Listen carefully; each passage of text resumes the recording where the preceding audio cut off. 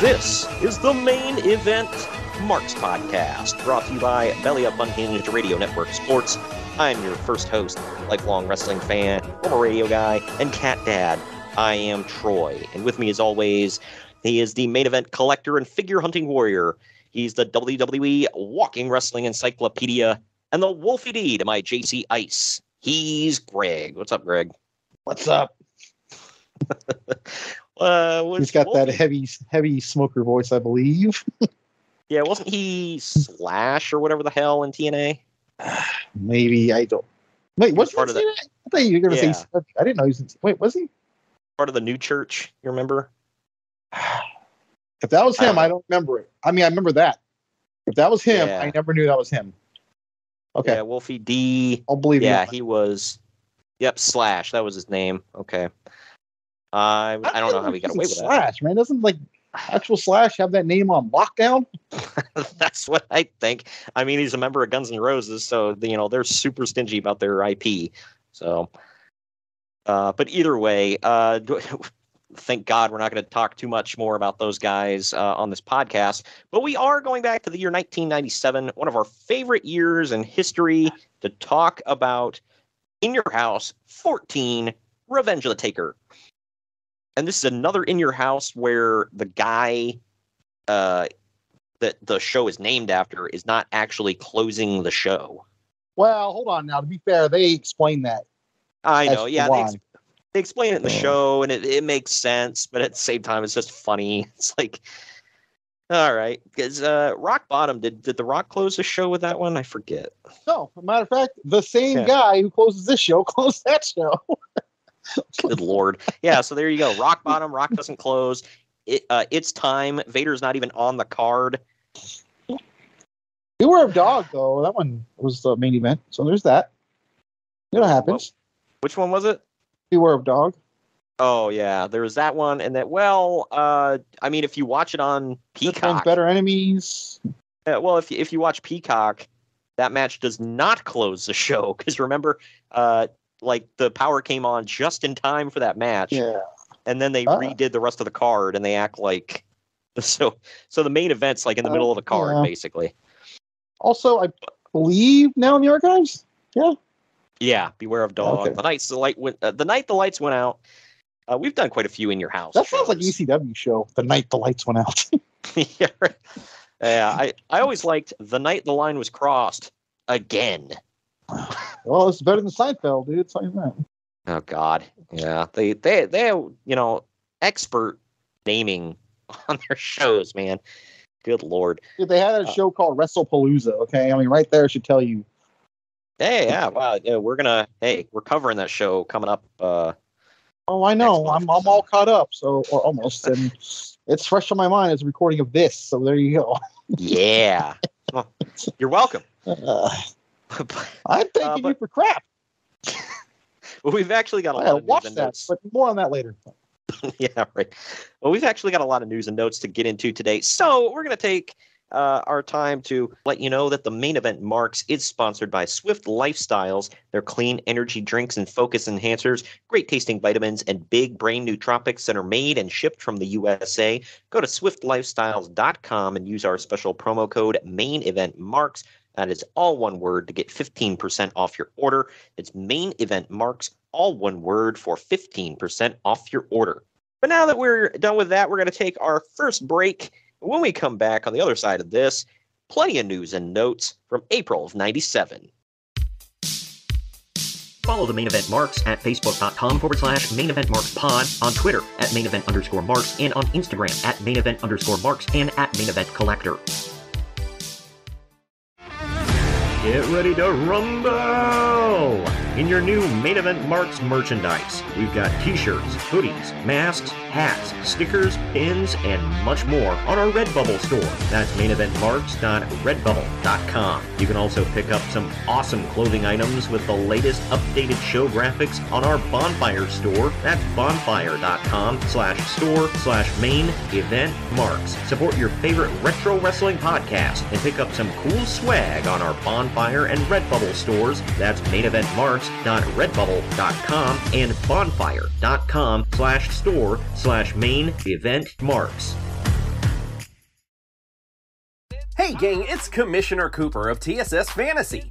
We are the fantasy show of the people. Expert fantasy advice, free contests, leading expert medical and legal analysis, and most importantly, you. Interact with us on all social media platforms or check us out at tssfantasy.com. You can hear us on Spotify, Apple and Google Podcasts, iHeartRadio, and many more.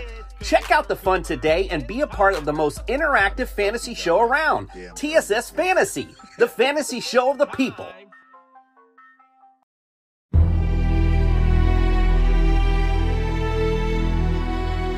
main event marks are available wherever you get podcasts and on YouTube. Find all of our links on our link tree at linktr.ee/main event marks. And we're back. Just to let you know, the Main Event Marks is sponsored by Shocked Energy. Shocked Energy is a healthier alternative to traditional energy drinks that gives the energy that gamers need while in a long session without skimping on their health. Their products come in a powder form to mix into your water. You can either choose the green apple or watermelon boxes. If you want to try both, you can get the sample kit, use our link in the podcast description, or simply go to shockedenergy.com. At checkout, use our promo code MAINEVENT, that's all one word, to save 10% off your order. That's promo code MAINEVENT to save 10% at checkout. This story right here, man, with the news and notes. Ooh, hold on. I got to prepare myself because anyone who listens to this show knows that this is usually good stuff. I had to put this one as the headline story, and there's a lot to get into here. But let me take a sip of this water here. I got to get prepared for this because I got a feeling I'm either going to laugh or cry or both. Let's see. A little bit of both. All right. It all worked out okay. You guys water want to sponsor us? I love your stuff. Right. This one is the guy in the story has passed away, but that's not what the story is about. He didn't pass away here. He actually just went into the Hall of Fame. So around this time, Vader got himself into some trouble in Kuwait in a situation very similar to the 1984 incident where wrestler David Schultz slapped reporter John Stossel, who came off in Dark Side of the Ring like a complete douche, by the way. Just want to point that out. They're going to be like, you know what? You kind of deserve that. Yeah, right. It's like, I kind of want to slap you right now. That mustache gets me off. But anyways. Wow. Vader was appearing on a TV show called Good Morning Kuwait alongside The Undertaker when he got into an altercation with the host. Vader and The Undertaker were appearing on the live morning show and had been told in advance what the questions would be, including being asked if wrestling was fake. The producer of the show told the wrestlers to ham it up. When asked if wrestling was fake, Undertaker gave the usual answer of, it's all entertainment, but with real athletes and real injuries, etc. Then Vader chimed in and grabbed the host by the tie and went on a tirade about how the question was bullshit before roughing up the terrified host. Police were called immediately, and Vader was arrested for assault and lascivious conduct, I think is how you pronounce that, because it's illegal to swear on TV in Kuwait. Vader was immediately placed. They have standards there. Yeah, right. I mean, I'm not even going to get into it, but yeah. Vader was immediately placed under house arrest at the hotel after the incident on April 11th and remained there until April 22nd, where he had a court hearing and was released to return to the U.S. There was another incident with Vader in Kuwait at the hotel while he was being detained on April 21st. This is ahead of this show here. No word on what it was, but it led to 20 police officers, several U.S. Embassy officials, and Vader's lawyer all having to calm him down. Vader also reportedly had an incident with a flight attendant on the original flight to Kuwait as well. So, all in all, good trip for Vader. Okay, I want to start by saying I didn't write which match it was, but during this show that we're reviewing, they actually mention it on commentary about him being locked up in Kuwait. Vince McMahon says it. Yeah. So certainly there's legal troubles in Kuwait or something like that. And I was like, wow, they mentioned it. Because I forgot it even happened. And then they mentioned it and it all came rushing back to me.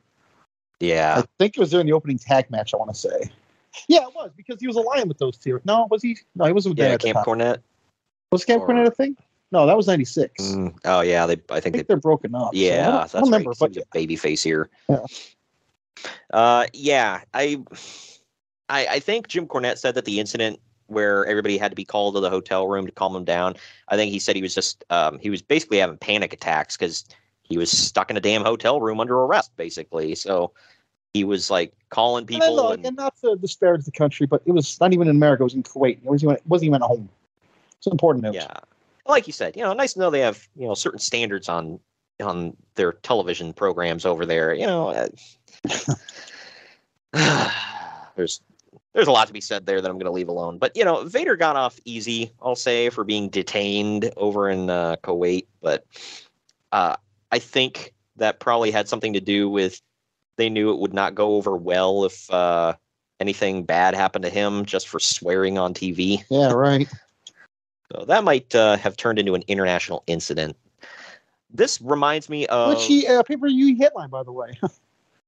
Prior to. Right. Wow, I forgot about that. This just kind of reminds me of the Scott Norton thing over in North Korea. Yeah, right. That was something.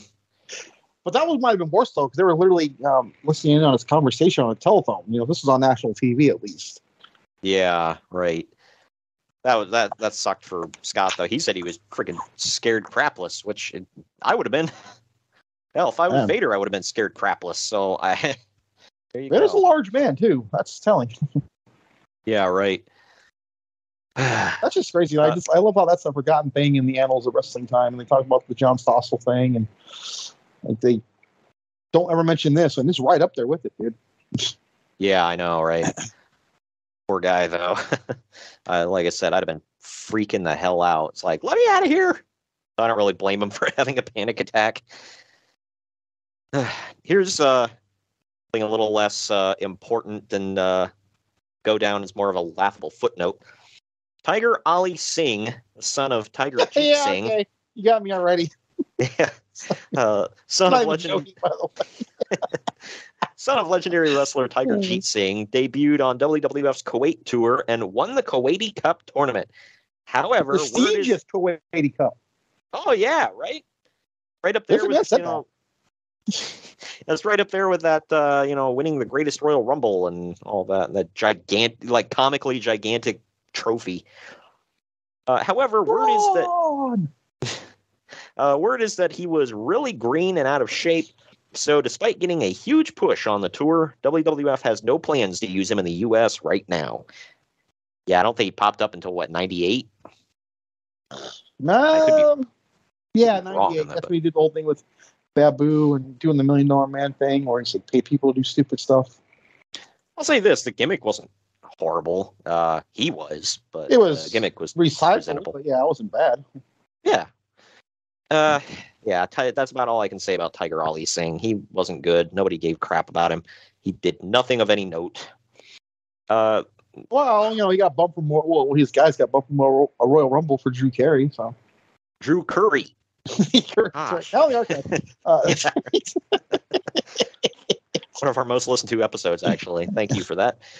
I will say that was I'm proud of that one because that was my choice, so I can take credit for that. Yeah, right. Yeah, you booked that. He booked it, pal.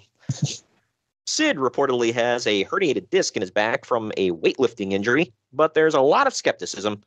For one, it's Sid, and it's softball season. Oh, good Lord. And secondly, there's a lot of concern about people following the Shawn Michaels lead, a.k.a. faking an injury so they don't have to put over Bret Hart. Sid was scheduled to put over Hart at the upcoming pay-per-view, but the match has been changed to Hart versus Austin in a rematch. Look, what we got was better. So, yeah, right.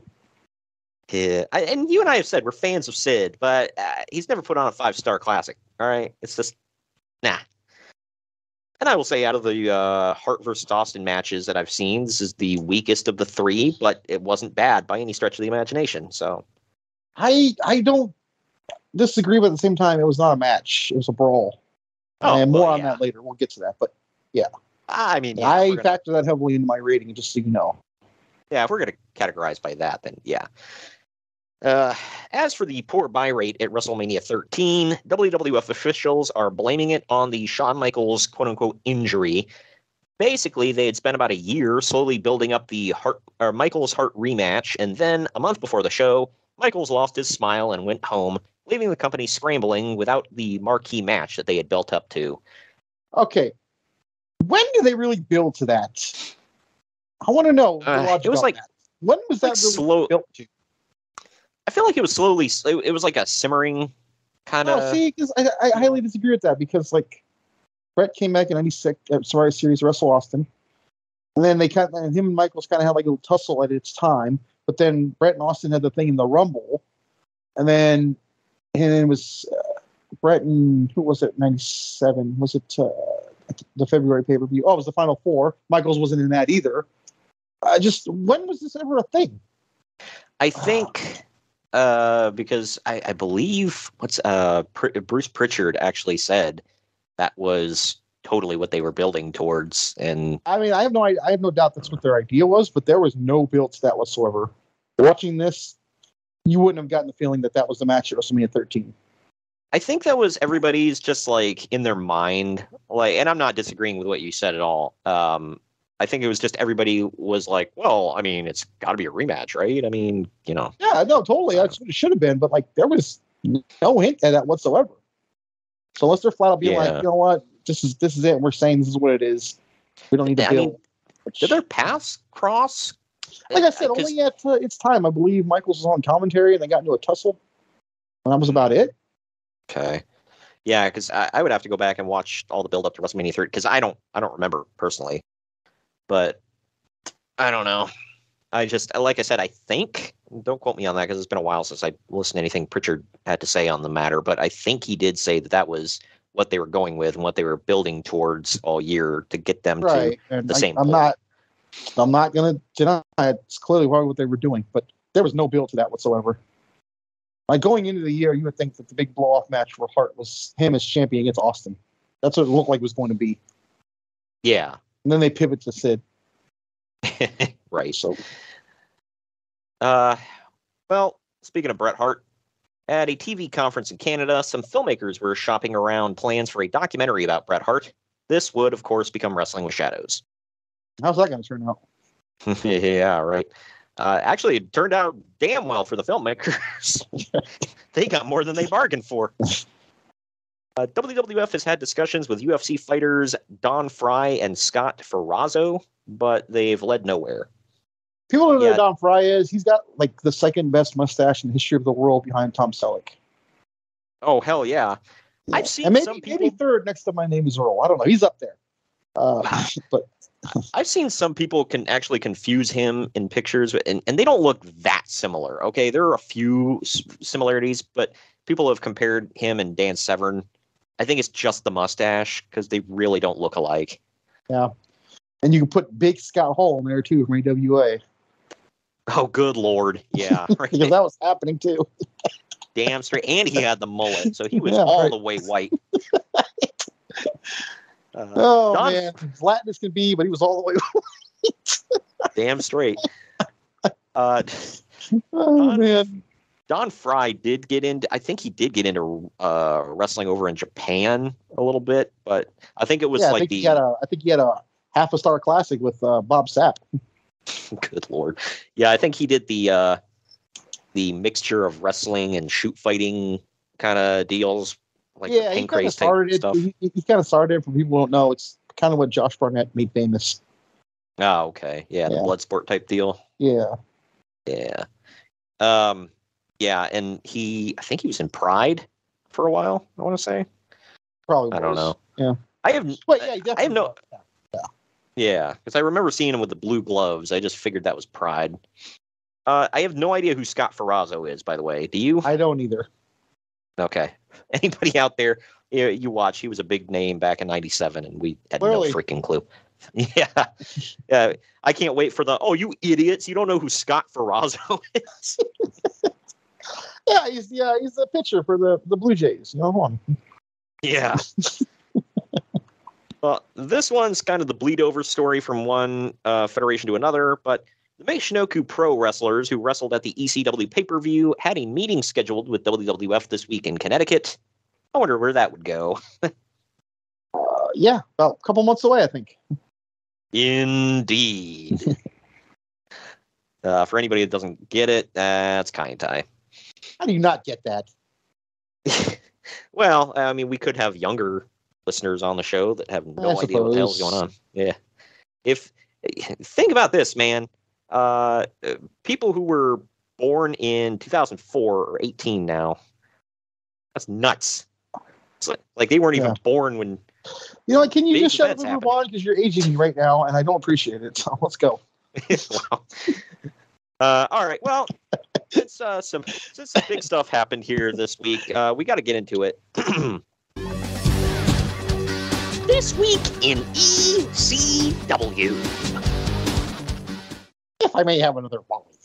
ECW's first ever pay-per-view, Barely Legal, is in the books. 53-year-old Terry Funk stole the show with a great performance and history-making title win. Dave says, wasn't sick so I could wrestle. Yeah, right. But your mother stole whore.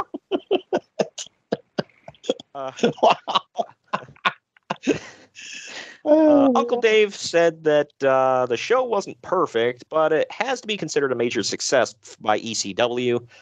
It's believed that the show is probably a money loser financially due to it not being carried by one of the two major carriers, as well as smaller carriers.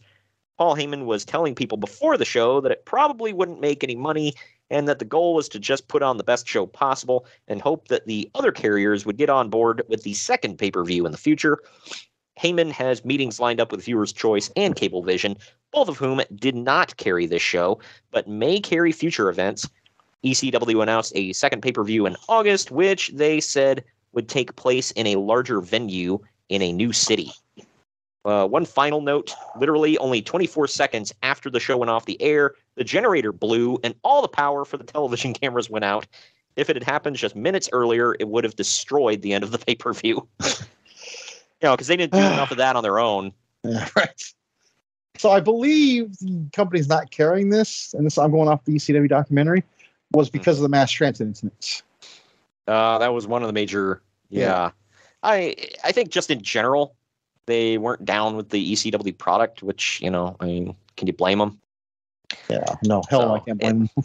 Yeah, so, the mass transit incident was a big thing, and anything involving New Jack, they're like, whoa. Which, again, can you blame them? To my knowledge, New Jack wasn't even on this pay-per-view. I don't think he was. No, but I don't think so. But, he still worked for the company, so I think it was just the fact that, it's like, you employ him, kind of deal. But either way, I don't remember anything from the show, like, majorly. But wasn't this like a triple threat to close the show? Like, Douglas, it was Raven. Was it Raven? Funk and Steve Richards, right? I thought it was Shane Douglas, Sabu, and Terry Funk. Yeah, I thought it was Raven. Man, I gotta look up ECW now. ECW Barely Legal. They only had one Barely Legal. Is that wow? I have no idea. I thought they had more than that, but okay. Well, I'm sorry. The main event was just it was a three-way dance that led into a one-on-one. That's why we were confused. Okay, it was Terry Funk, Sandman, and Stevie Richards. Terry Funk won. Oh, Sandman. Okay, so you're both wrong. Okay. Yeah. Okay. And then Funk took on Raven one-on-one and won. Taz took on Sabu. The only match on this card was good. Yeah, believe it or not. Shane Douglas took on Pitbull number 2. So, yeah. RVD took on Lance Storm. I know that match was good. It was good, but I think RVD was like legit pissed because it wasn't advertised. He was a last minute fill-in, something like that. Yeah, this was that card? Yeah, okay. Yep. The Eliminators versus the Dudleys. I think that was a 6-minute match that I think like went all over the damn building. I know, shocker. Man, this was just a typical it was ECW, so it all sucked. But this is just a typical gosh. I'm anybody out there likes ECW, whatever. We have a mutual friend who will vehemently disagree with us, but yeah. Because I told him before, I said, dude, ECW's trash. He's like, I enjoyed it. And I'm like, that's fine. Whatever. Nobody's opinion is wrong. Everybody likes what they like. You and I yuck. Nah. There were a few accidentally good matches. Like, I'll say that. Oh yeah, they did have some. I'm not saying top to bottom the whole thing sucked. I'm saying most of it sucked. Now, there were a lot of pay-per-views that top to bottom they sucked. I'll say that. Oh hell yeah, yeah. That's yeah. I think we reviewed a few in the archives. Let me just give you a quick preview of next month. There may be one coming up. But oh come on, man. I don't know. I haven't seen it yet. So we were talking about MMA guys earlier, and I actually mentioned this guy here.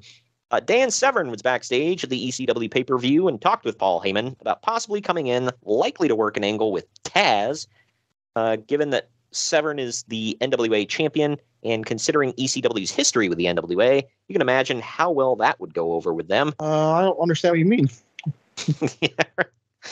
In fact, Severn was asked to drop the NWA title to Dory Funk the night before the ECW show, but he refused because they asked him at the last minute. 100-year-old Dory Funk? Yeah. NWA is reportedly anxious to get the title off of him since there are rumors of him going to either ECW or WWF. Flash forward, he went to the WWF like a smart man. And held the title on WWE TV too. So. Yeah, right. Lord.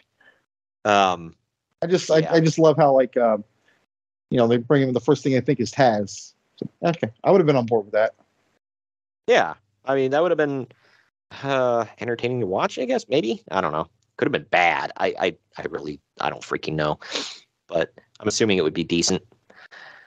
Either way, yeah, I can't imagine Dan effing Severn in ECW.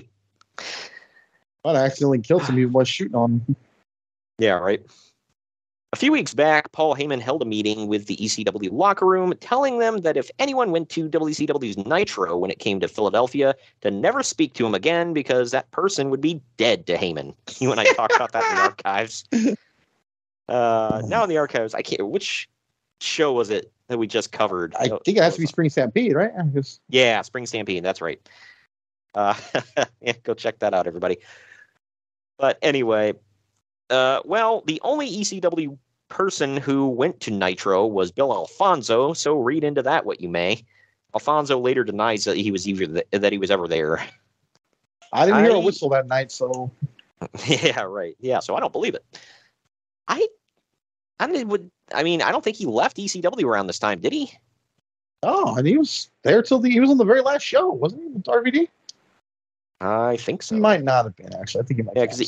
I don't remember. Yeah, because he was a ref in WCW way before this. So, speaking of referees and jumping to the other show, though, WCW referee Nick Patrick, Dean Malenko, Rocco Rock, and one of the members of Harlem Heat, Uncle Dave doesn't say who, showed up at the ECW arena about half an hour before the pay-per-view started.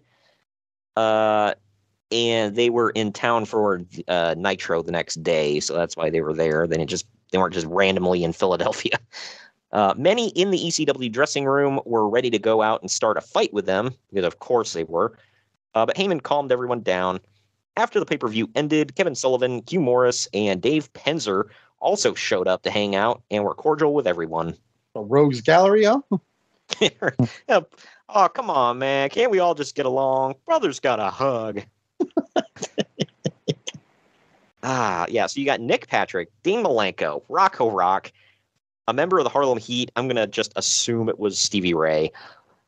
Let's see, Kevin Sullivan, Hugh Morris, and David Penzer.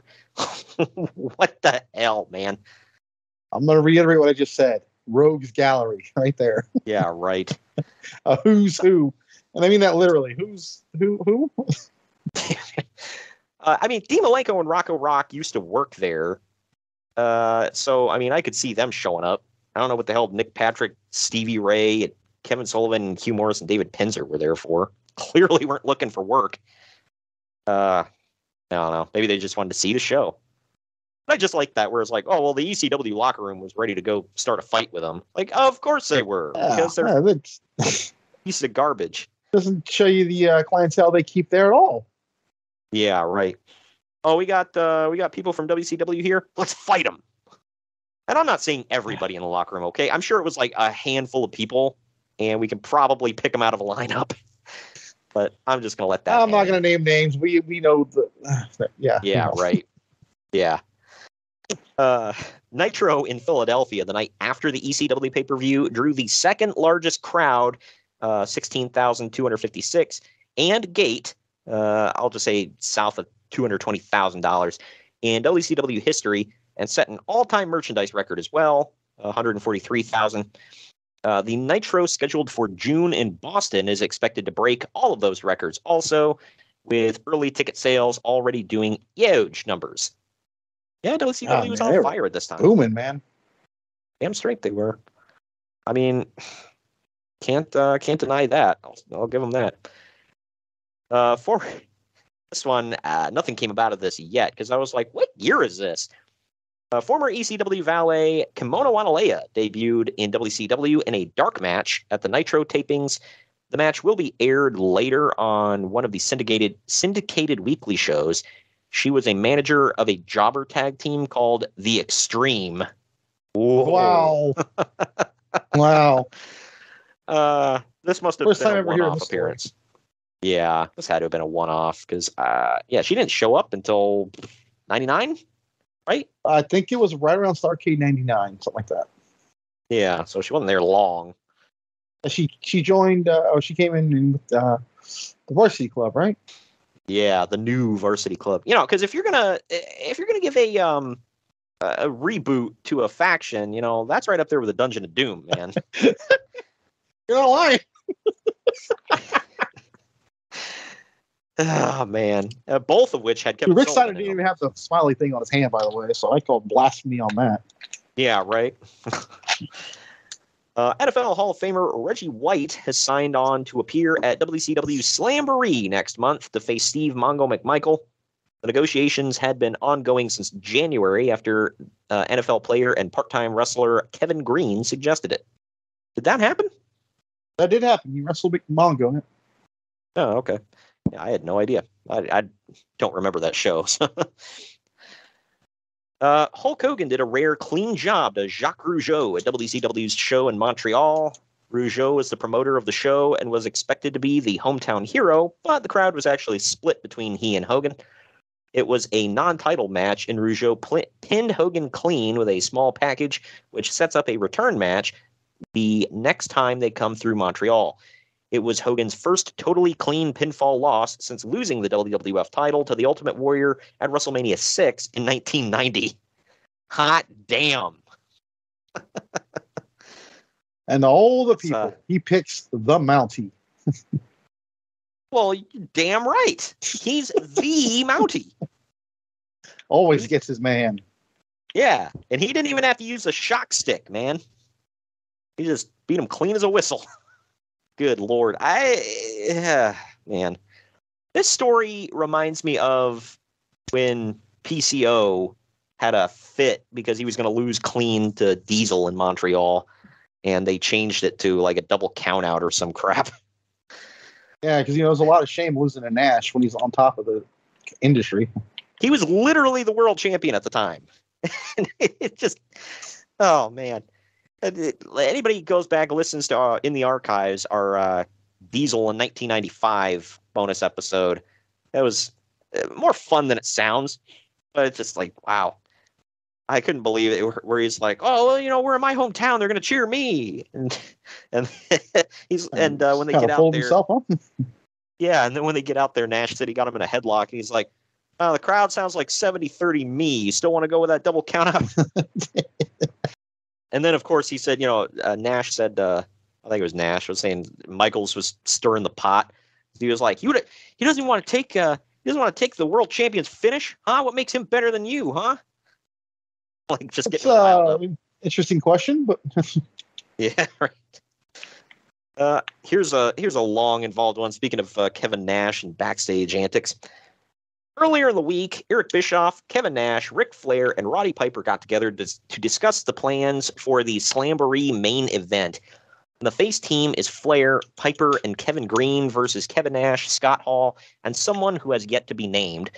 Hulk Hogan doesn't want to work the show, so it won't be him. Oh, well, the Slamboree doesn't work for me, brother. But Nash... It would end up being 6, I believe, I want to say. Yeah, well, Nash and Hall said that they wanted Syxx to be their partner, but Flair and Piper don't want Syxx in the match. They feel that, both of them feel that Syxx is not a big enough name to be in the main event of the show in a match with a famous NFL player involved that will get mainstream media coverage. Kevin Nash argued that given the, quote, talent in the match, Syxx would be the only one capable of actually making it watchable. Wow. Wow. Hot take, huh? Yeah, right. He also basically insulted Flair and Piper to their faces about their ages and even called Flair a comedy act. There's also heat between Nash and Piper because Nash apparently didn't sell for Piper during their uncensored pay-per-view match. You know, and if there's one place you don't want to F up, it's uncensored. Yeah, the tentpole event. Yeah, right. Basically, the old guys feel like the young guys don't respect the legends, and the young guys feel like the legends don't respect the new generation. Anyway, on Nitro, Piper and Flair cut a promo vaguely alluding to all of this and rambling about their history in the business and about respecting the veterans and all that. Uncle Dave criticizes Flair and Piper, saying that 2.8 million people were tuned in during the interview, but they cut that promo for one person, Kevin Nash, who was probably laughing throughout the whole thing. In fact, he says that a lot of people backstage in WCW were probably laughing because it just made Flair and Piper look insecure. Anyway, they still haven't figured out who the third NWO member will be in the match, so for now, they just announced it as the NWO instead of naming the three people. It, as you mentioned, it does end up being Syxx, so chalk one up for Nash. Sounds like little kids crying at recess because, you know, no one wants to play on this kid's team, or I don't want him on your team, it's not fair. Yeah, right. My thing here is, okay, like, who did they want it to be? Yeah, I know. Like Flair and I can kind of see their point where they're like, well, he's not a big enough name. Okay, sure, whatever. Who the hell else do they have? The Giant? Or no, the Giant wasn't even part of the team at this time, was he? 97? He already left. He had already left. Yeah, because he was a babyface at this point. That's Sorry, right. What's his name again? The Giant.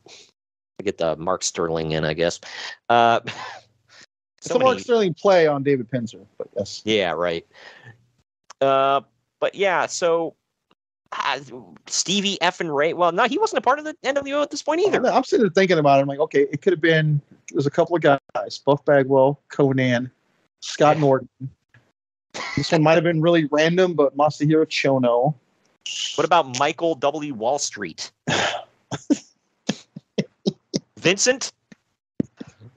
Like, who the hell else you got? It's kind of funny having this whole conversation, considering the NWO is most known for like having everybody on the damn team or in the group, whatever. And now we can't find the next big star. I mean, I guess they could have made a play for Macho Man, but he wasn't involved in this. He was doing the thing with DDP, which was like the thing of 1997. So no, keep away from this. Yeah, so I mean, I could see them arguing. It's like, well, let's get Macho Man in because he's a bigger star. But it's like, yeah, but he's not involved in it, so it doesn't make sense. I don't think Syxx had anything going on right now that was of any importance. And yeah, I mean, it's kind of the thing. Like, if anybody goes back in the archives, we covered No Way Out of Texas. They got Savio Vega to fill in for Shawn Michaels, not because that was a great replacement, but because he was a good wrestler, and they had nobody else. I was like, whatever, bite the bullet. Savio effing Vega. Yeah. Who is on the show, by the way. Oh, yeah, that's true. It's like he came out and you just heard the Price is Right. Boom, boom, boom, boom, boom. And the crowd goes miles. They did, too.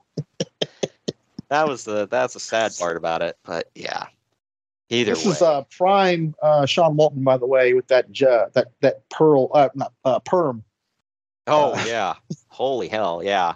Like, man, 50-some-year-old white ladies were going wild for that, man. Oh, good Lord. It almost sounded like a Rick James Jerry curl going on, too. Like a hybrid. Like a couple things going on there. He was using Soul Glow or Afro Sheen or something, man. Like, he had it going on. All the way live. Good Lord, you said that. Okay. But anyway, so moving on here. The latest please. That's got to be a short on YouTube. Us talking about his Jerry Girl. Can we get the rights to use the Soul Glow theme? Because that would be epic. We need that now. Oh, hell yeah. Just let your soul glow. Just let it shine through. Just let your soul glow, baby. Feeling oh so silky smooth. Just let it shine through. Just let your soul glow. But the latest on the proposed WCW Thursday night show is that it may not happen after all. There have been no arenas booked on for Thursday tapings, and they would have to be booked months in advance if it was going to happen. Uncle Dave says that having that show may destroy any successful formula that WCW built. Wouldn't you know who won the pony? In his book, Eric Bischoff basically says that Thunder was the beginning of the end because he didn't want to do the show, but was pretty much forced to. He says it overworked him and everyone else, and he hated it. And it made no sense because at the end it just became the jobber show. Yep. Yeah, nothing of any importance happened on there except for once in a blue moon. Wow, wait a minute. Right away. I mean, unfortunately, just moments in history happened on that show. So, oh, God, yeah, yeah. For people that don't know what we're talking about, David Arquette, excuse me, got to use his real name. David Arquette won the world title on that show. It's very forgotten. I feel like people just think it happened on Nitro or something, or on pay-per-view. Nope, it happened on Thunder, dude. Oh yeah, lest we forget. The A show. Man.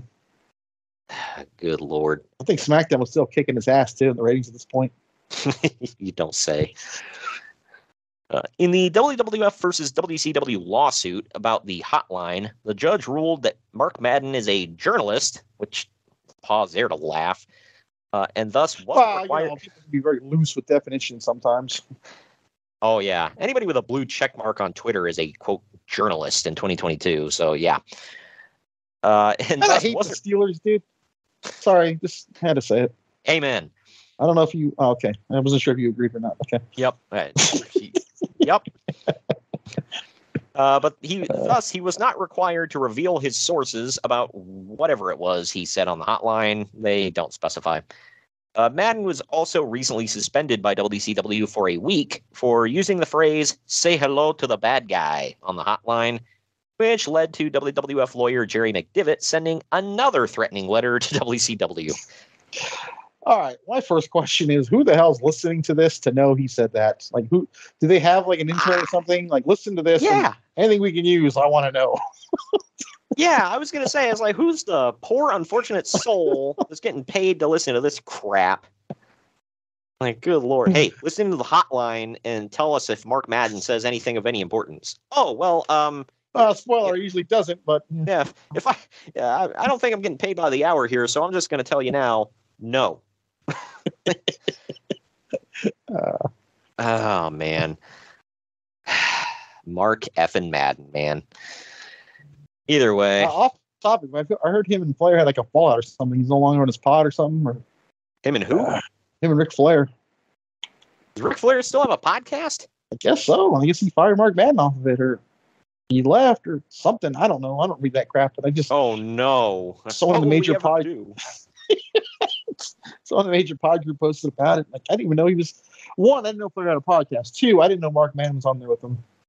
Yeah, I thought his podcast died forever ago when Conrad stopped doing it with him. I don't know. I never listened to his podcast, by the way. I love Ric Flair, but I don't want to hear him ramble. Either way, WCW is really trying to get Kevin Sullivan out of the ring and retire. Can't imagine why. Nearly a year ago, Eric Bischoff told Sullivan that when his feud with Chris Benoit runs its course, he's done in the ring. So Sullivan, they should have stopped about a year ago then. Yeah, right. So Sullivan, who is the booker, has done a masterful job of keeping his storyline with Benoit going for about a year now. And to give credit where it's due, it's been an extremely popular angle that has launched Benoit into being a legit star. I don't know about that last part, but However, WCW is really putting some pressure on Sullivan to wrap it up and be done in the ring as of now. Okay, this might be an unpopular opinion. I might get some crap for this, but I never thought he was good in the ring. He was like a little grunt on the outside. I know. Well, if anybody listens to the Apron Bump podcast that I guested on, I want to give a shout out to the hardest part of the ring, Kyle. That was a fun show. We covered Fall Brawl 1995, which is also in archives, by the way. Go check it out. But we were talking about, you remember the stipulation for if the Hulkamaniacs won in War Games, they get 5 minutes alone with Kevin Sullivan? Yeah, because that didn't sound creepy at all. Yes, I do. Yeah, right. But we were like, okay, so Hulk Hogan, who in theory just went through a War Games match, it's 5 minutes alone in the cage with a fresh as a daisy Kevin Sullivan, who has been a wrestler for like ever, by the way. But maybe even longer than Hogan, by the way, at that point.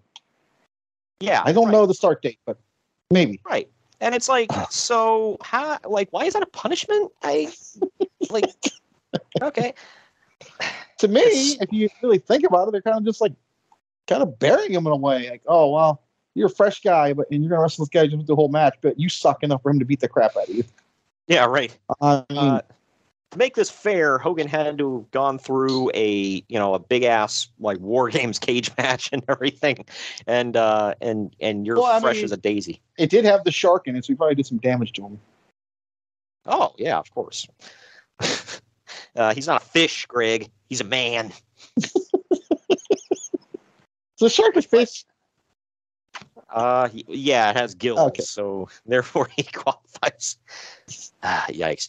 And Kyle rightfully pointed out to me, by the way, because I pointed out, same as on our podcast, I said, well, he was blown up after like 5 minutes. And he said, well, because he wasn't in water, you see. So he's like, now you're just being silly. See, now I heard that part, and I had to disagree with you because I'm thinking back to the Suicide Squad, and that shark, he was fine out of water. Oh, yeah, Killer Shark. So you guys are wrong.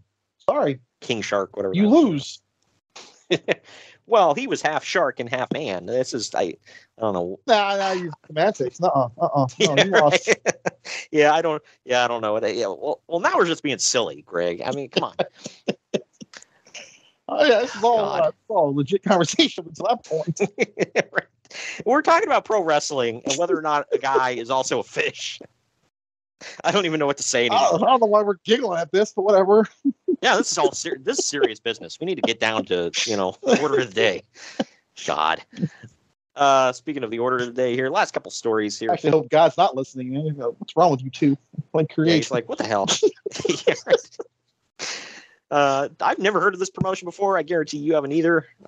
Battlecade Extreme Fighting. You ever hear of that? Never. Okay. But they're an MMA promotion.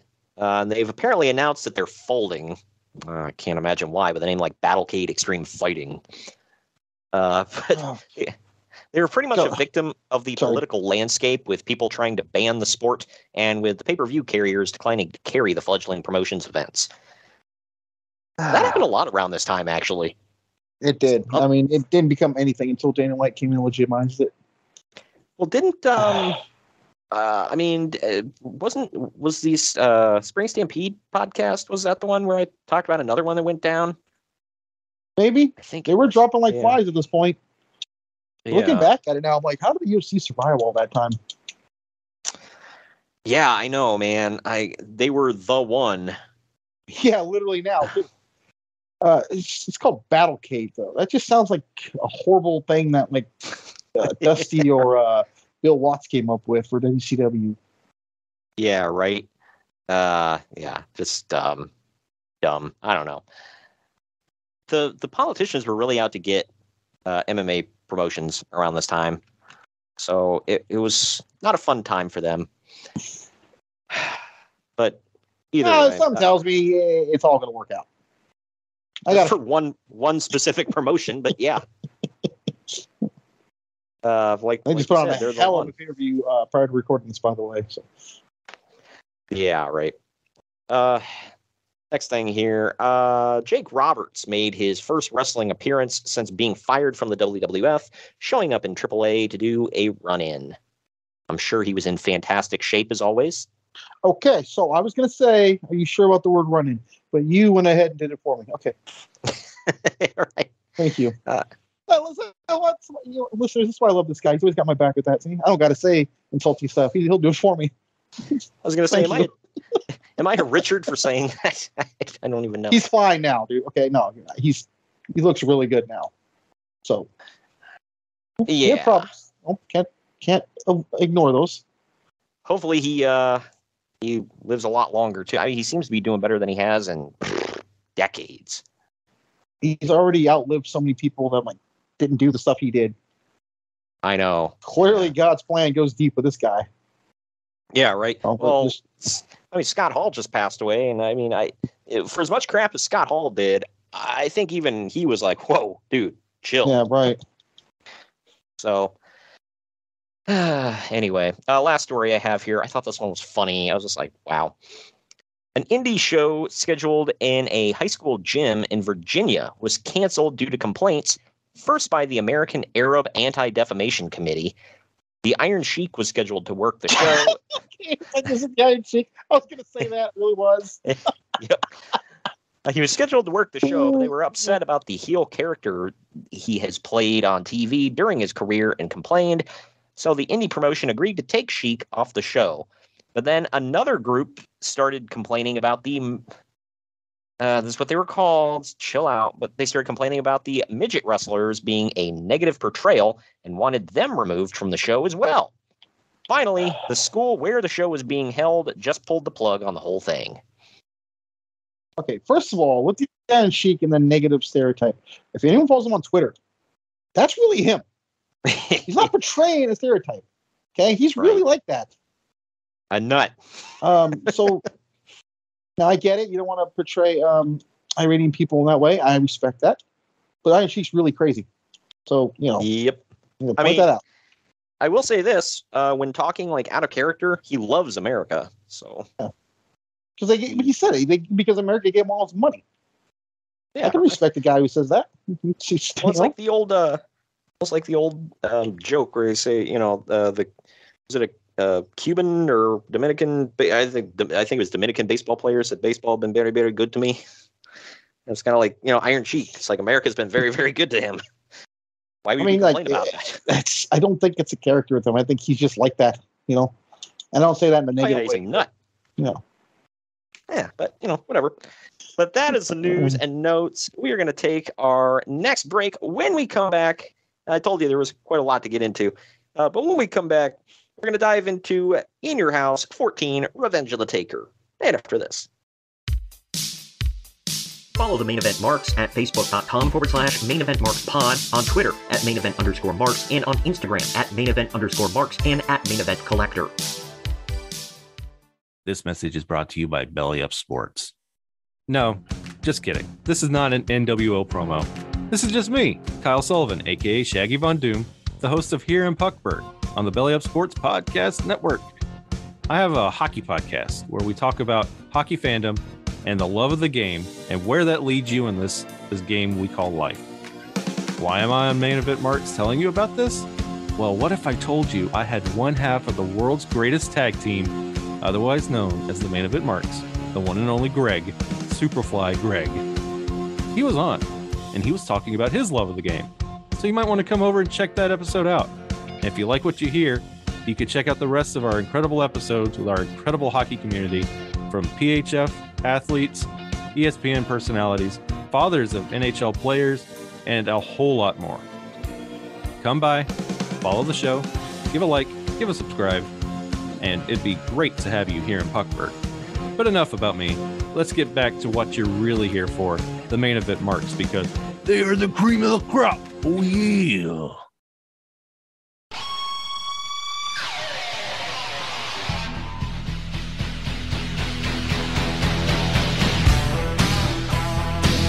Marks are available wherever you get podcasts and on YouTube. Find all of our links on our link tree at linktr.ee/Main Event Marks.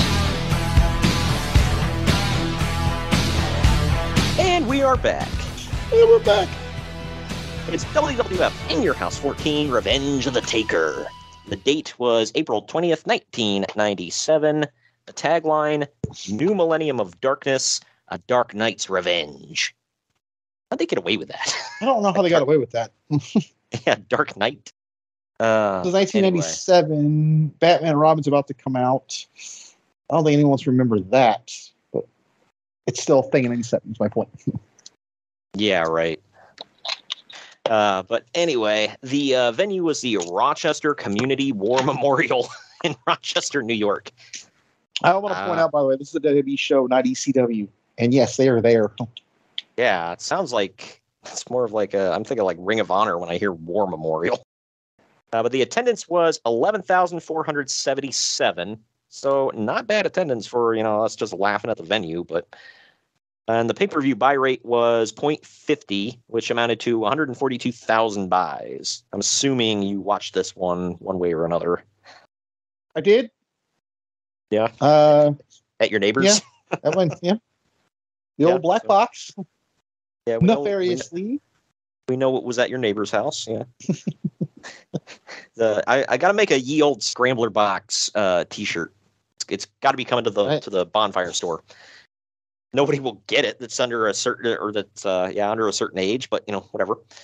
Hey, you just said that at the top of the show too. I mean, there's a lot of people. What? Yeah. You used to be able to just take pay-per-views right off TV. You didn't have to set up a whole intricate setup on your computer or nothing.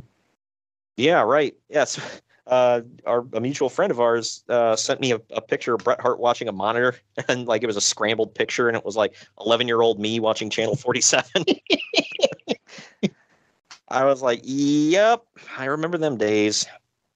But the first match here is Owen Hart and the British Bulldog defending the WWF Tag-Team Titles against Hawk and Animal of the Legion of Doom. This one went 12 minutes, 16 seconds. In the end, or what we thought was the end, Hawk lifts Bulldog onto Animal's shoulder on the second rope, and Animal dives off with a power slam. Hawk holds Owen back as Animal pins Bulldog for the win. I actually thought that was pretty cool. The crowd blows for the win, but then another referee says that Bulldog was not the legal man, so the match must continue. Yeah, stooge comes out. Just mind your own damn business. I like how that's not a consistent thing in wrestling. Like, well, in this match, we need another referee to stick his nose in where it doesn't belong. But the other match, nah, that's fine. Nobody saw nothing. You didn't see nothing, okay? Right? Yeah, you hear me? But anyway, Owen and Bulldog say that they're not coming back to the ring, and they'll just take the count out. But the ref says that he'll give the LOD the titles if they don't come back. Again, like referees with their martial law, man. I like how they can just decide to strip them of the titles. This forces them to get back in the match.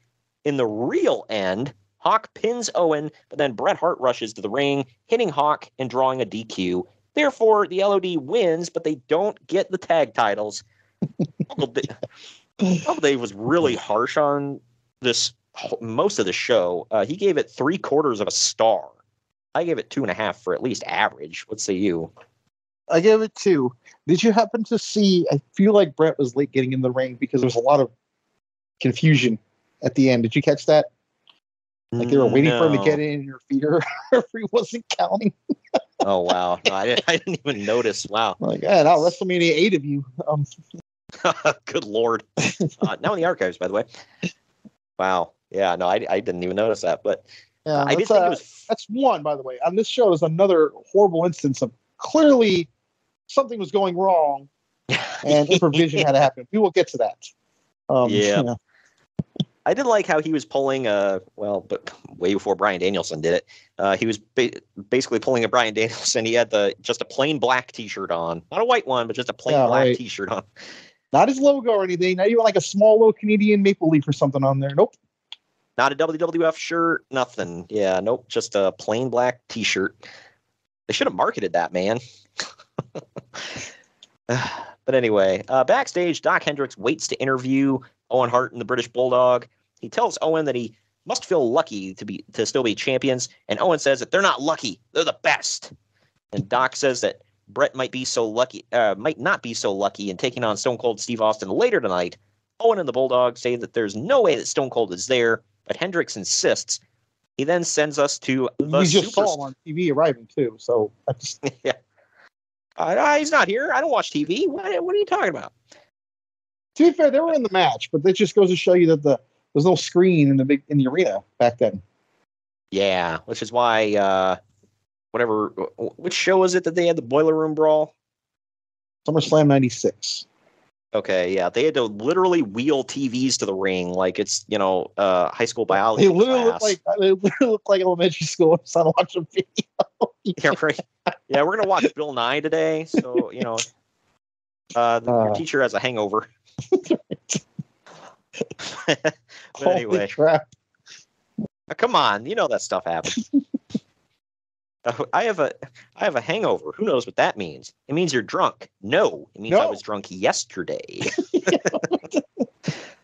I love that movie. I got a headache and the runs, so shut up.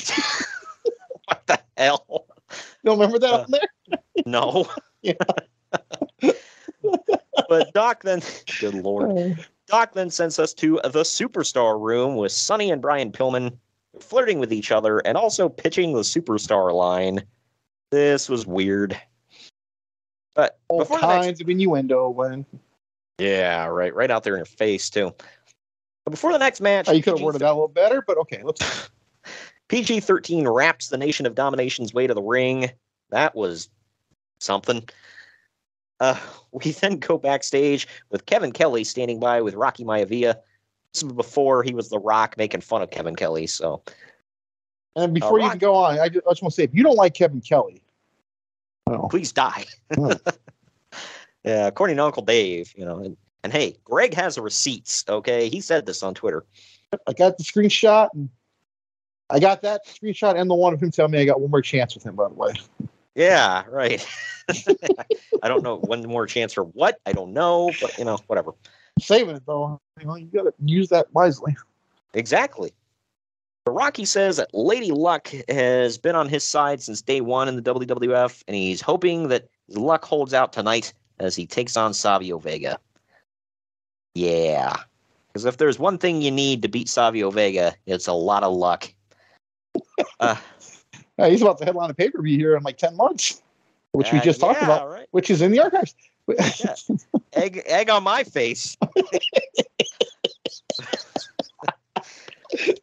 It's 10 months and a whole group later. Yeah, I know, right? Yeah, he's with Los Barriquas at that time because they were on fire. Anyway, almost much fire as that Dungeon of Doom, man. Oh, man, I don't know what's worse. But Rocky Maivia up next is defending the WWF Intercontinental title against Savio Vega, who has the Nation of Domination in his corner. This one went about 8.5 minutes. This was definitely treated like a legit pay-per-view and not a throwaway show because it opened with 2 title matches in a row. I'll give them that. Farouk, in a sling, comes to the ring about a minute into this match to get on commentary. In the end, Savio hits Rocky outside of the ring, and then Crush knocks him out, colder than a banker's heart. This leads to a count-out victory for Savio, but again, he doesn't win the title. So 2 in a row, man. Uncle Dave gives this 3/4 of a star. Again, I gave it 2.5. I thought it was average. What say you? I gave it 1. It sucked. Yeah. Well, not 3/4? Come on. Oh, I bumped it up because the rap from PG-13 got me. Oh, well, that too. Yeah, of course.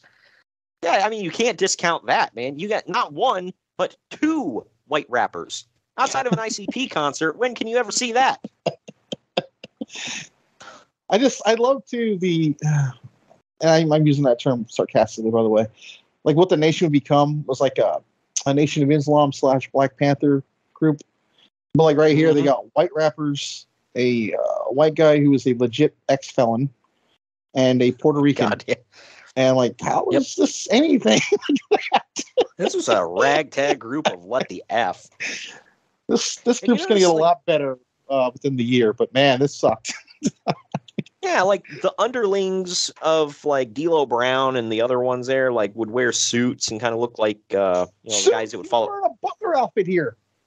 They look like the guys that would follow around like Malcolm X and whatever. So I was like, okay. Then you got Farouk, and the other like legit members wearing like the Black Panthers like stuff. Then you got freaking Crush, who's got like dreads, tattoos on his face, and just wearing like a jean vest or a denim vest, whatever. And I'm like, how did that fit? Like, not because of his skin color, but even Savio wore the outfit. It's like, what the hell, man?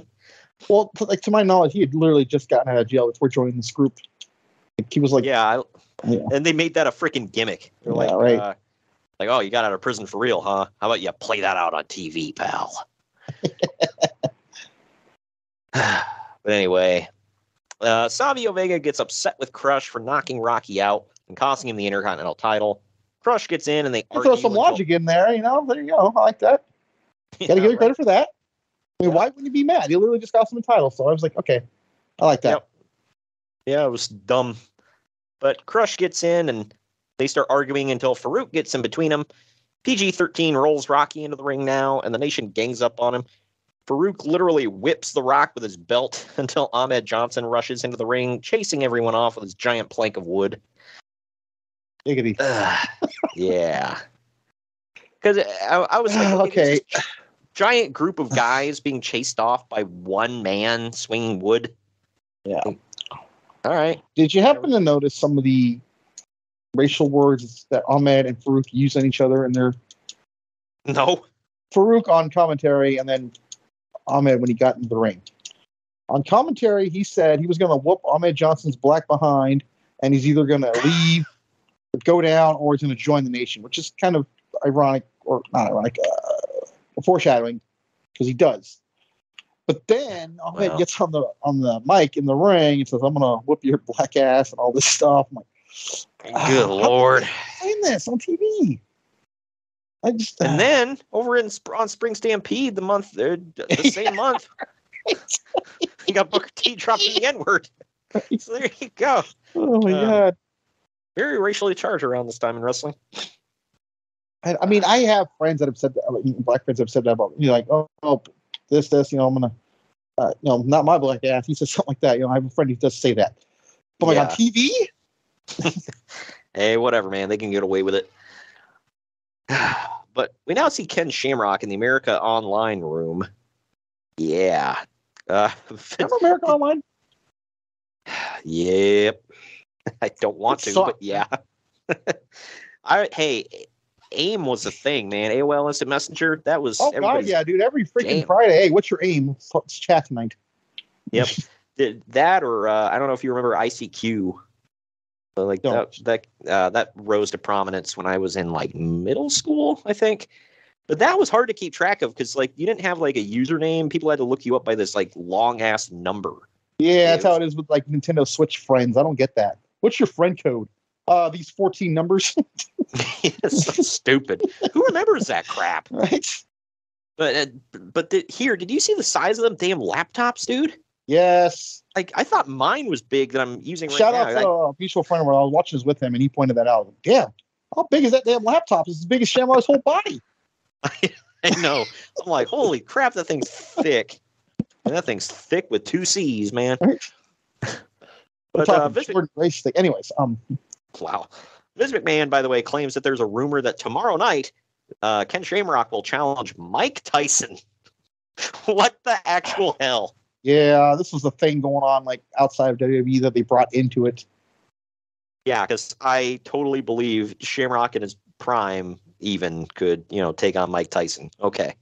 Ironically, they would both be at the next WrestleMania. Right, yeah. Hey, I mean, if we're talking MMA rules, that's different. But if you're talking boxing match, like Shamrock's getting roasted. Like not even close, man. Well, look what happened with McGregor and Mayweather. Just, you know, stay in your lane, dude. Yeah, they're not even in the same league. I mean, McGregor maybe, but like as far as I don't know. Would you compare McGregor to how would you compare him to Shamrock at his prime in MMA? I don't know. I feel like McGregor is as great as he is.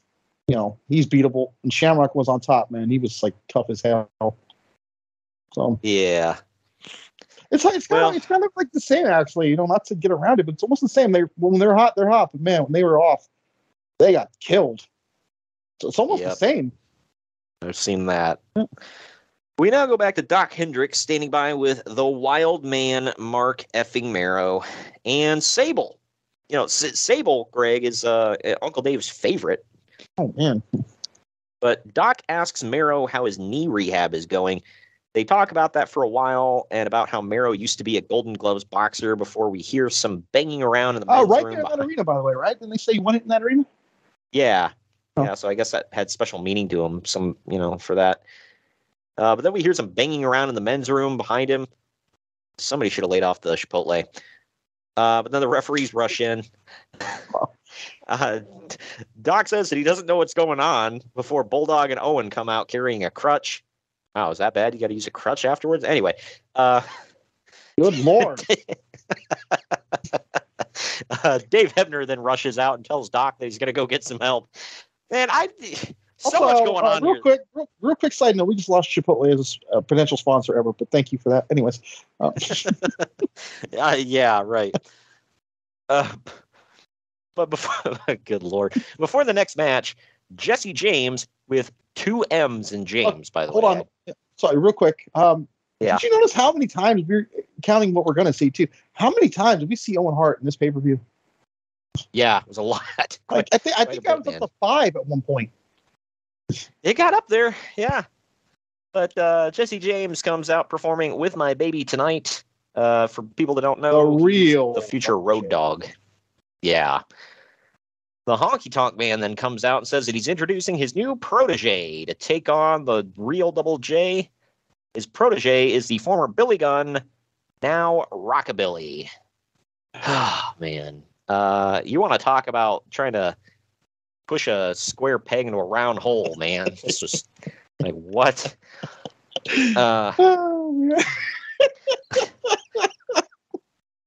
Honky Tonk Man explains. Real quick, we can laugh all we want, but in 6 months, these two are about to have a drastic change. It's going to revolutionize both their careers, so it's fine. But still, yeah. Yeah, this is goofy as all hell on both sides. This is the forgotten footnote in their story right here. Yeah, right. Well, I remember when when Honky Tonk Man asks Rockabilly to be his protege? I can't remember how it went, where his response was just like, and then he shakes his hand. It becomes it becomes the opener of his theme too. God.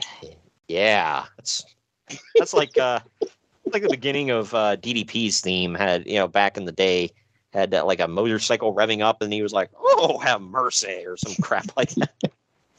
I only remember that because I believe they put it in one of the 2K games recently. Yeah, a couple of years ago. Yeah, that was something. But Honky Tonk Man explains to JR that when Billy Gunn punched him in the jaw 2 weeks ago on Raw, he knew he had to make him his protege. Alrighty then. Because when people knock me out, I constantly think, man, that's the guy I need to train. But this one is Jesse James versus... This one's Jesse James versus Rockabilly with the Honky Tonk Man. 6 minutes, 46 seconds. Way too long. Man.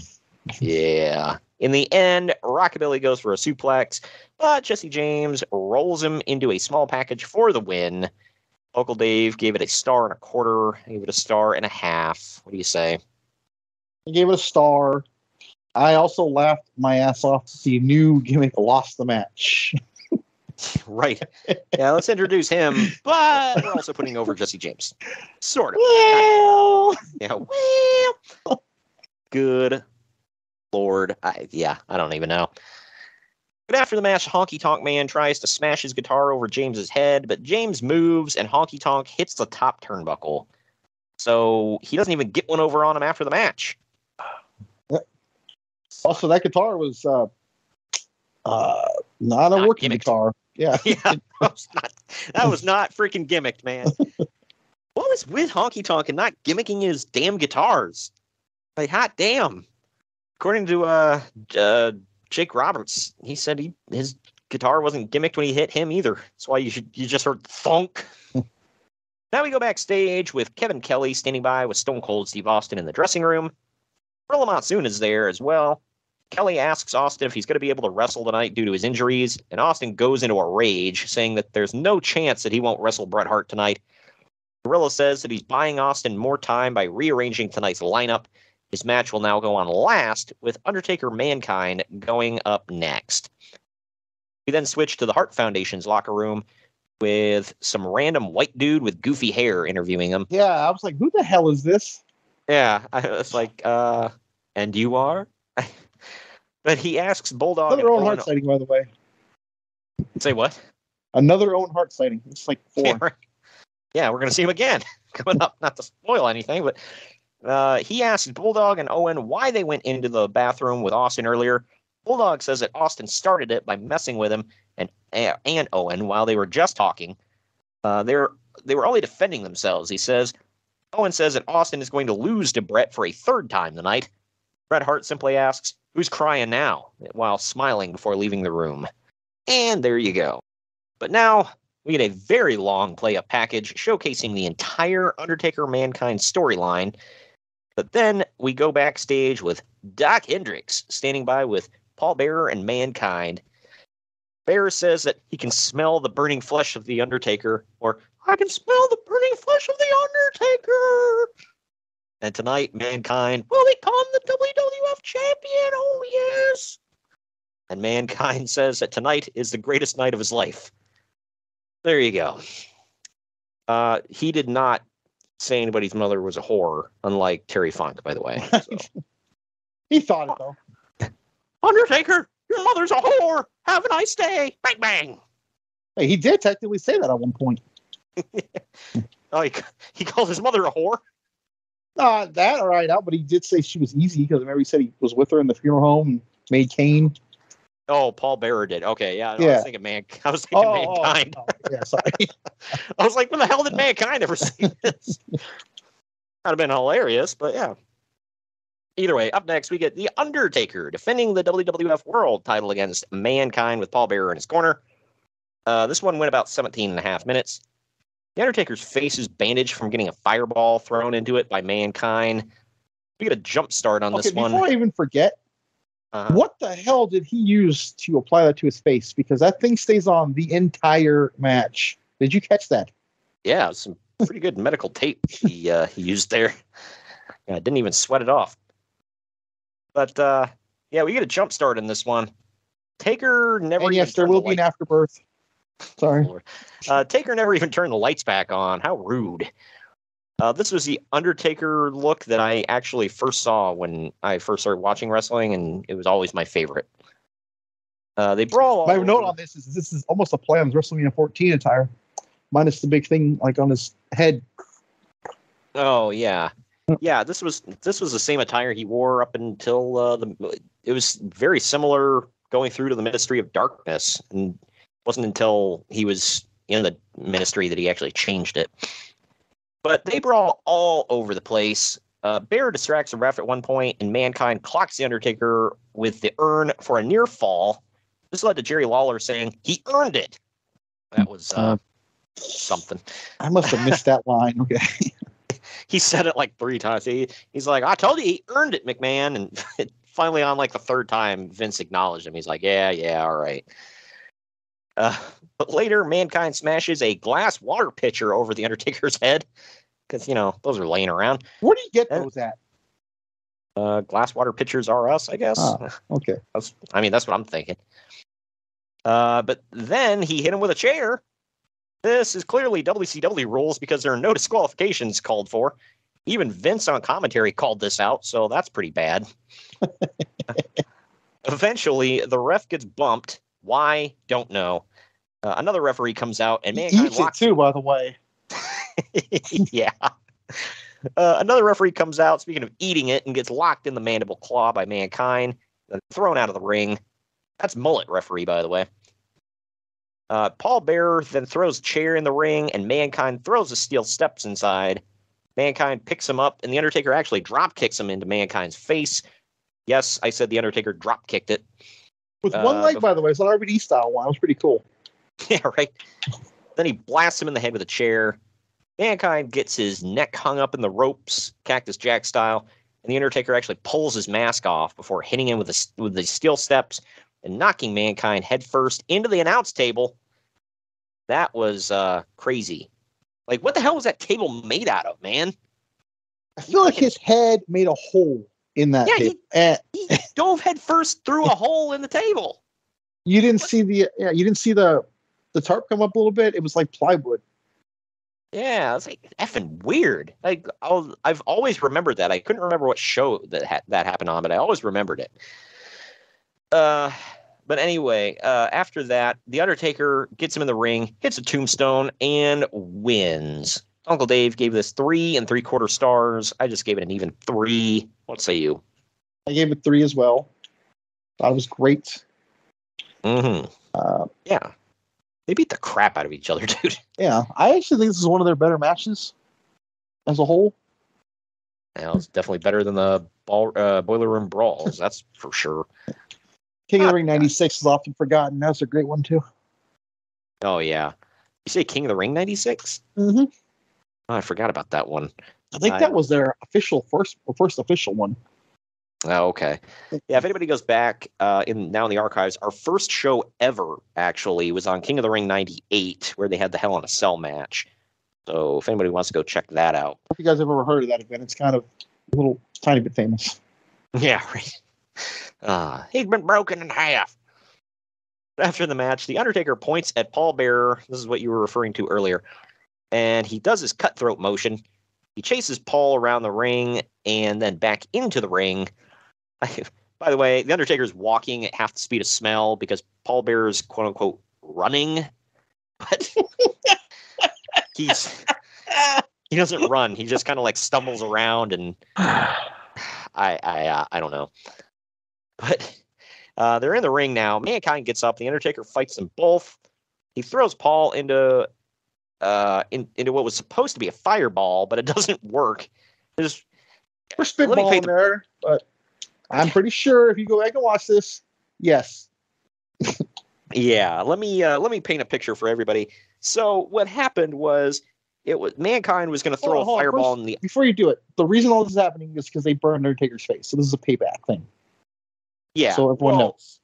Well, originally it was going to be Mankind was going to throw another fireball into Undertaker's face, and that's why Undertaker was like going to throw Paul in the way of it to get Paul Bearer with a fireball this time and screw him over. Well, it doesn't work. Mankind or Mick Foley, whatever was writing about it, he was like, "Yeah, we practiced it a few times. It worked fine. As soon as we get out to the ring, the damn lighter won't light, and I'm just sitting there flicking it repeatedly." So, of course that works, and when it's showtime.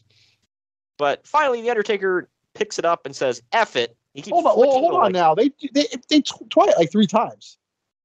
It's important to mention that. It's not like he just said screw it after 1. Yeah, no, they tried it a few times, and then Undertaker's like, "Yeah, this ain't happening." It got super awkward. They tried to just come on already. Yeah, he was holding Bearer there, like, do it already. And then he says F it and just goes for it. As Foley laughed about it because he was like, "Yeah, you could tell Taker, like," because they were trying to conceal it, make it look like he was throwing a fireball, not, "Hey, here's some flash paper." But Undertaker just gives up, holds the flash paper in one hand and the lighter in the other, plain as day for everyone to see, and just sits there flicking it repeatedly. And then finally he gets it to light and throws it in Bearer's face. God. Paul rolls out of the ring, covering his face, and Mankind helps him to the back. A similar incident would happen in a much worse match about a year and a half later at Halloween Havoc. Man. That was the Hollywood Hogan and Warrior match at Halloween Havoc. Yeah, they had a fireball involved in that one. Real story. Yep. It happened. I want to point out, though, this whole thing was the catalyst to Kane coming in, by the way. It all goes back to this. Right. Also another thing, because like Paul Bearer mentions later, like, when my face is on fire, I was thinking of Kane. But it's also, I believe, the last time Paul Bearer wears that white ass makeup. Pretty sure he doesn't never wear it again. Oh yeah, because I was trying to think of that. I was like, I know by the time he starts talking about Kane, his hair isn't black anymore either. He starts letting it go natural, and it's like Right, a light yeah. brown. So Kind of like a dirty blonde, yeah. yeah, right. Undertaker was kind of letting his hair go natural here too. If you notice, this like Dude, reddish. we said the same thing. Like, holy crap, it looks like a hardcore Texan here, like red hair, like not something like Mean Mark. Yeah, right. Yeah, and I guess I think it was Bruce Pritchard might have said this, or Jim Cornette. One of them said that Paul Bearer's nickname for the Undertaker was Wendy because because of the Wendy's girl. Wow. Yeah, and he said he's the only one that could get away with calling him that. But anyway, we now go backstage with Doc Hendricks yet again, standing by with Bret Hart, because we got to get as much Doc effing Hendricks on the show as humanly possible. Behind Bret is Owen Hart. There he is again. And the British Bulldog, there he is again. Who Doc asks why they're there. Bret tells him it's none of his business, before saying that the American wrestling fans are just as unforgiving as he is. Bret says that he's beat Austin twice, and he keeps coming back. Said a night, he's looking to cripple and maim him. So we get more maiming threats of maiming here on this show. My question about this whole promo was like, how is that anti-American? He basically just appealed to them. They're unforgiving, just like me. Like, so isn't that a good thing? Yeah, because I mean, not a good thing, but like, isn't that in keeping with? I was confused. Well, and he said, for anybody out there, because he was like, well, what if I came out and I apologized right now for everything I've said about America? Would they forgive me? No. And if they suddenly started cheering for me again, would I forgive them? No. Like, well, there you go. But anyway, that brings us to our second to last break here. When we come back, we're going to dive into the main event of the Revenge of the Taker right after this. Follow the Main Event Marks at facebook.com/Main Event Marks Pod, on Twitter at Main Event _Marks, and on Instagram at Main Event _Marks and at Main Event Collector. Hello, everyone. My name is Ryan McCarthy, and I'm the host of the No Credentials Required podcast. Start your work week with the Monday Drop-In, where I talk about the sports beat in the Capital District, also known as the Mighty 518, as well as Metro New York sports from an upstate point of view. I also give a life lesson from a weekly sports story, so you might learn something from that. I also have a midweek podcast where I interview different sports personalities and talk about a wide array of topics. Take a listen and subscribe on your preferred podcast app, including Apple Podcasts, Spotify, Spreaker, Google Podcasts, Amazon Music, and iHeartRadio. Also check out our social media channels on Twitter and Instagram, BellyUpNCR, and Facebook.com/BellyUpSportsNCR.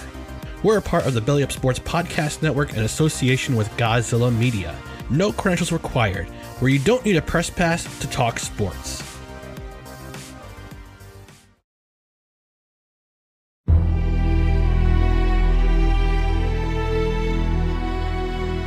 Marks are available wherever you get podcasts and on YouTube. Find all of our links on our link tree at linktr.ee/Main Event Marks. And we're back. Time for the main event. So on Bret's way to the ring with Owen and Bulldog behind him. Again. Yep. One more time. Gorilla Monsoon stops Owen and Bulldog, telling them that they have to go to the back. Referees then escort them both to the back. You set me up for that one. Come on. Well, of course I did. But now we've got Bret Hitman Hart versus Stone Cold Steve Austin. The winner becomes the number one contender for the WWF title. This one went 21 minutes and 9 seconds. After Stone Cold had been dominating, the referee gets bumped at one point, and Bret Hart uses a steel chair on Austin's knees.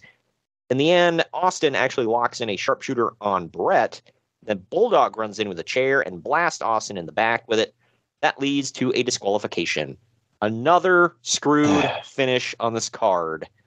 Yeah, and I'm sitting there trying to find the logic in them getting their guy disqualified in their one contender match. I know. They're like, well, he was going to lose in the end. It's like, maybe, but... more of a chance of still going than you using a chair. Yeah, right? Like, maybe he was going to fight out. Maybe he would. Like, if I was Bret, I'd be like, what the hell are you doing? I don't freaking know. This was dumb. Sorry. I think he is there, right? Yep. That would explain all the screwed finishes, man. But Uncle Dave gave this 3 3/4 stars. I gave it an even 3. What say you? I'm right there with him. I gave it 4. I love this. I thought it was an amazing brawl. Really? Yeah, I thought it was really good. Not their best match, but I think it was one of their better brawls. It was definitely entertaining. I'll say that. I didn't dislike it. After the match, Stone Cold attacks Bret Hart's legs with the steel chair before stomping on him and locking in another sharpshooter.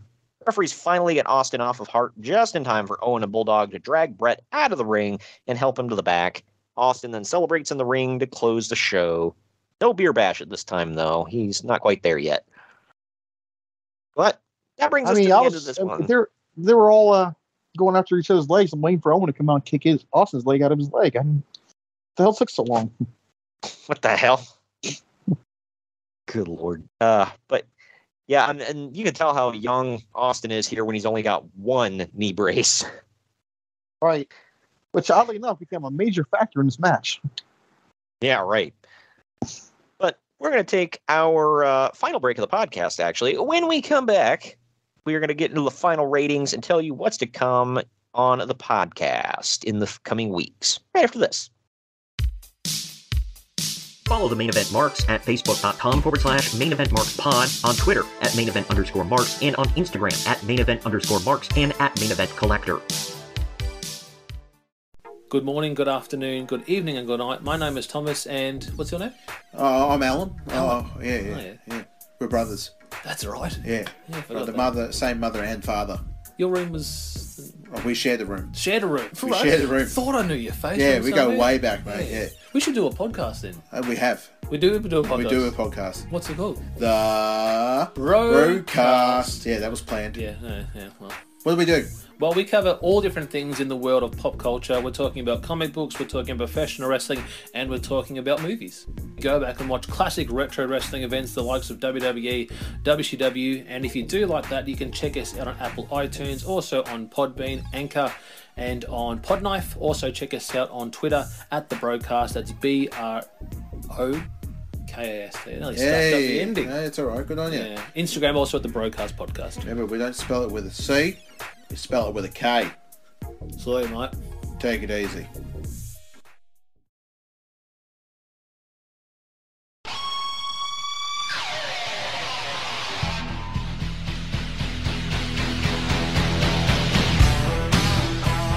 Main Event Marks are available wherever you get podcasts and on YouTube. Find all of our links on our link tree at linktr.ee/Main Event Marks. And we are back. We're back. Final ratings time here. Internet Movie Database gave this 6.2 out of 10. CageMatch.net gave it 6.11 out of 10. I gave it a 7 out of 10 for, I don't know, C-, I guess. What say you? I was on the fence between C+ and B-, somewhere around there. Maybe C-, maybe C+. All the screwed finishes brought down the quality for me. The flub with the flash paper was something. I'm not overlooking all that, but I still think it's a pretty damn good pay-per-view. The last if I paid money nowadays to watch this, I probably wouldn't be mad about it, but it was kind of frustrating. But yeah, the last 2 matches I thought were good. The opening match was good. I feel like the ending of the first and last match kind of brought it down a little bit for me, but I don't know. And the stuff in between wasn't great. But I don't know. I would say go watch this Austin Bret Hart match. It's a forgotten match in their epic rivalry. It's really forgotten. And I definitely watched the last 2 matches. Those are well worth the watch. Good quality stuff there. If you're an Owen and Bulldog fan, dude, they're all over the place in this pay-per-view. So, there you go. I wasn't even there. It was Owen. Oh, man.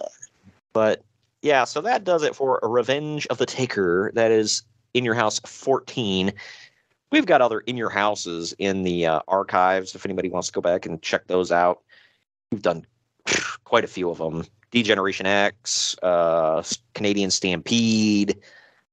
I can't even remember all of them, but yeah. I haven't done its time yet. I'm pushing for that. Oh, yeah. Everybody wants to see that. But this is not the only show of the week we're doing, ladies and gents. This Friday is actually our bonus show of the month. Oh, and what a hell of a bonus it is. Damn right, Look, man. A bonus is supposed to be like, this is what you get for being like doing a good job, or something good, and we're giving them this. Hey, I never promised that. All right. I did. I'm playing just the basic definition of a bonus. Hey, bonus is what you make it, man. But for the bonus show, we're covering a Nitro, and one specific Nitro in particular. It is from April 10th, 2000. And if you're thinking WCW in 2000, why? Well, this is the reboot. They bring out Eric Bischoff and Vince Russo to work together. And that reboot is not the current Matt Cardona move, by the way. Yeah, right. No, this is like when you hear reboot nowadays and you just kind of cringe because you're like, oh God, it's not going to be good, is it? You know how like when you get like a really bad virus in your computer, you got to reboot it, and then when you reboot it, it's like worse than before. It's the blue screen of death. Yeah, it's kind of like that. Yeah, this sucked, but we're gonna cover it. It's that's coming up. I'm gonna tell everybody right now, this is going to be a fun news heavy episode. Most likely, because this show is not going to be getting any star ratings or any ratings from me, because it's not. Yeah. I did write them all down. I'm like, it's not worth it though, because there's nothing over 2, and I'm still pushing with 2. Looking ahead at the because I wrote down the time stamps for all the matches, and I'm like, I don't nothing breaks 6 minutes. It's like mind boggling. This is a 3-hour Nitro, isn't it? Was it 3?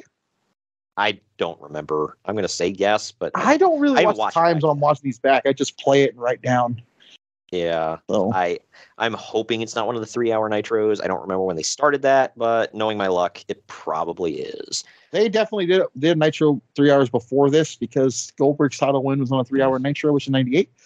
I'm pretty sure they got rid of it by now. I'm going to say this is 2. I hope to God. But you haven't watched it back yet?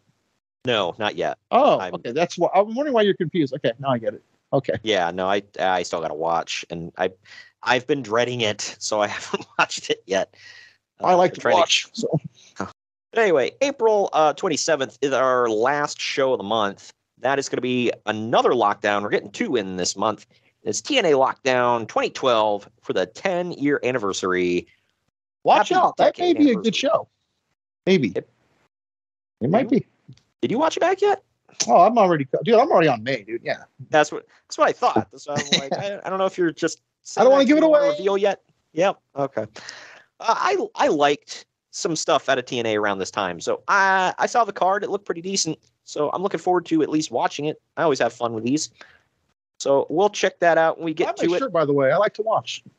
Yeah. Now on the, I think it's on the Redbubble store. It's definitely on the, I'm sorry. I think it's on the Bonfire store. It's definitely on the Redbubble store. So go check that out on our Linktree account and all that good stuff. Yeah, that closes out the month of April. Next week, we'll tell you what's to come in May. Kind of excited about some of this. Not so excited about other ones. There is one on here that I am super juiced about.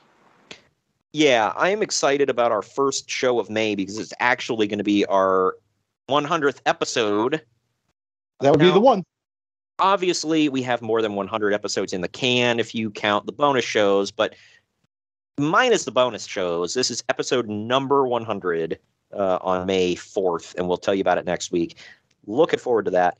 And our actual anniversary show is going to be our 104th, and that is going to be on June 1st. And I don't know if I told you what's coming up on that date yet, but it's got to be Great American Bash 2004, right? Yeah.